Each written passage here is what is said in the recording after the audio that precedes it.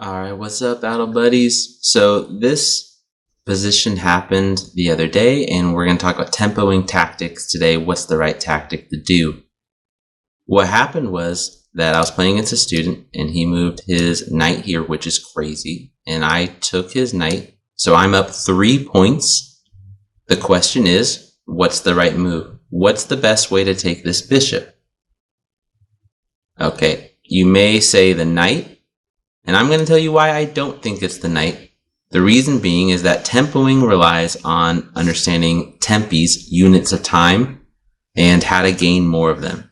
This knight already gained its tempe last turn because it was not active and now it's active.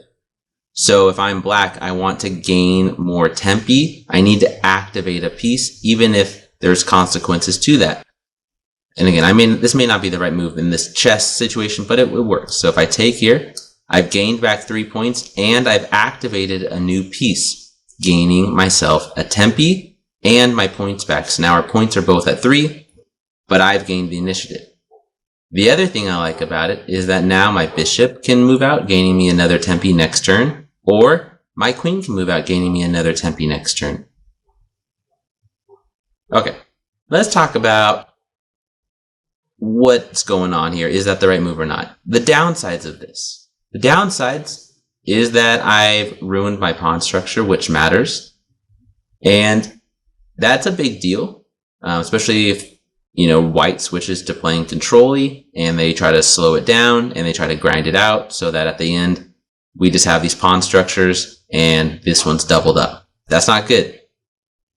But gaining these extra time advantages means that white is now probably on the defensive, because if I was white, I don't really know what I'm doing, right? Like I might castle right now, honestly, to try to get this rook in here so I can maybe do some stuff there. I don't even know. Maybe move my knight out. But I'm down in initiative, and that matters to me, right? So I need to try to find a way to gain that back.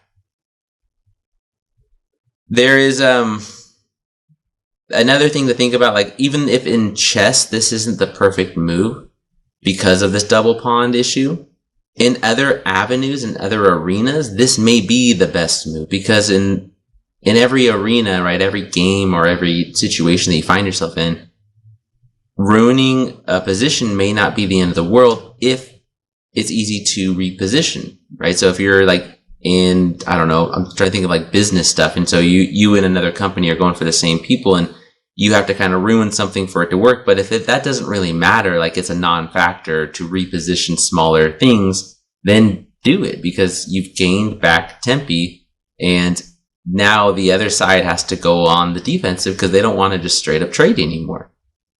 So this is tempoing. It's complicated, but it's cool. Like this will make you, even if we're not talking about business or love, we're just talking about like kitchen table playing board games with your family. Like, you will crush your family 9 times out of 10 if you understand the basics of this kind of stuff, right? Like, if you know that there are multiple pieces that can take, and you choose one with an idea in mind, even if it's not the best idea, like even if the knight's the best idea, but you are like, I care about tempe, you're probably going to do better than the people who just take with the knight for no reason, because you at least have a plan, and that plan makes sense, right? I'm going to suddenly switch to the offense, which black doesn't always get to do, and they now have to figure this out. That's good, right? Even a subpar strategy that is done with fidelity, I would take over like a good strategy where they'd have no idea what's going on, because once things get dynamic, right, all bets are off. So if you actually have a strategy, if you actually have a tactic in mind, you're probably going to do better. Let me know what you think about this. Tempo.